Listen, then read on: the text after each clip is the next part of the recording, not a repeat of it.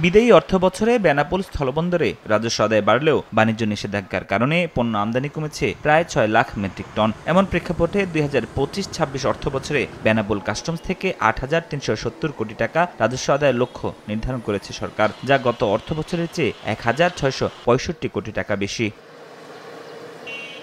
ব্যবসায়ীরা বলছেন, অন্য সময়ের তুলনায় বর্তমানে বেনাপোল বন্দর দিয়ে দুদেশের বাণিজ্য কমেছে ৬০%। ভারত থেকে সুতা, গুঁড়া দুধ, তামাক, নিউজপ্রিন্ট, বিভিন্ন ধরনের কাগজ ও পেপারবোর্ড আমদানি বন্ধ রয়েছে। অবস্থার পরিবর্তন না হলে লক্ষ্যমাত্রা অর্জন কঠিন হবে। লক্ষ্যমাত্রা অর্জন করতে হলে কাস্টমস থেকে দ্রুত মাল খালাসের নিশ্চয়তা প্রদান করতে হবে এবং আমদানিকারকগণ যে বৈধ সুযোগ সুবিধা পান সেটা বিষয়ে নিশ্চিত করতে হবে। ভারত সরকার যে আমদানির উপর নিষেধাজ্ঞা দিয়েছে, এর কারণে আমরা পণ্য আমদানি করতে পারছি না। ৫ আগস্টের পরে বেনাপোল বন্দর দিয়ে আমদানি রপ্তানি খুবই কমে গেছে, কাজ একেবারে নাই। রাজস্ব আদায় লক্ষ্যমাত্রা অর্জনে বন্দরে পণ্য রক্ষণাবেক্ষণ ও কাস্টমস থেকে দ্রুত ছাড়ে জটিলতা কাটানোর তাগিদ ব্যবসায়ীদের।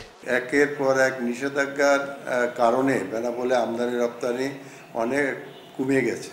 এই নিষেধাজ্ঞা প্রত্যাহার না হলে রাজস্ব আহরণে কঠিন হয়ে যাবে। গেল ২০২৪-২৫ অর্থবছরে ভারত থেকে বিভিন্ন ধরনের পণ্য আমদানি হয় ১৪,৯৮,০০০ মেট্রিক টন। এতে সরকারের রাজস্ব আদায় হয় ৭,০২১,৫১,০০,০০০ টাকা। সময় সংবাদ, বেনাপোল।